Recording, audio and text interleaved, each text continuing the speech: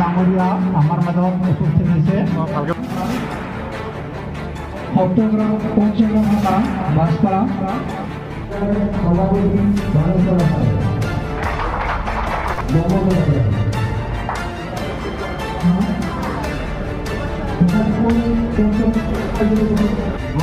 এই ভূমিকেইখনত দায়িত্ব দিয়ে নাথাকে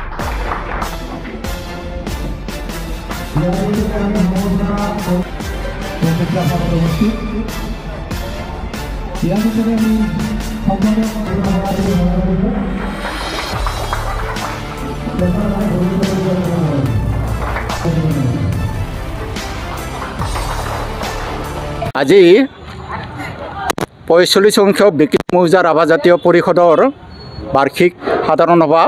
এই সাধাৰণ সভাখনৰ আমাৰ যিখিনি বিষয়বস্তু আছিলে সেইখিনি আমি ইতিমধ্যে সমাপ্তৰ পথত আগবাঢ়িছোঁ।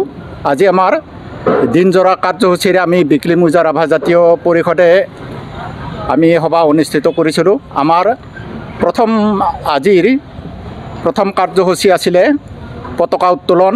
পতাকা উত্তোলনৰ পিছতে আমাৰ দ্বিতীয় কাৰ্যসূচী আছিলে শ্বহীদ তৰ্পণ, স্মৃতি তৰ্পণ, আৰু তৃতীয় কাৰ্যসূচী আছিলে আমাৰ বৃক্ষৰোপণ। গতিকে এই তিনিটা কাৰ্যসূচী শেষ হোৱাৰ পাছত আমি আজি সাধাৰণ সভাখন অনুষ্ঠিত কৰিছিলোঁ আৰু সাধাৰণ সভাত যিখিনি বিষয়বস্তু আলোচনা হৈছিল আমাৰ সুন্দৰভাৱে ইতিমধ্যে সমাপ্ত হৈছে।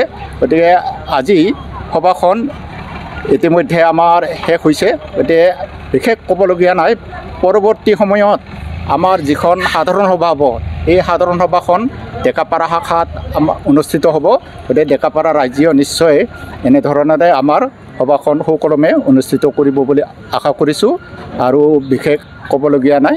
এইখিনিয়ে কৈ মোৰ চমু মন্তব্য ইমানতে সামৰণি মাৰিছোঁ। খবৰ মানেই এনি লাইভ 24/7 আৰু এনি লাইভ ডিজিটেল। যিকোনো খবৰৰ বাবে যোগাযোগ কৰক 9387734920 আমাৰ এই নম্বৰত।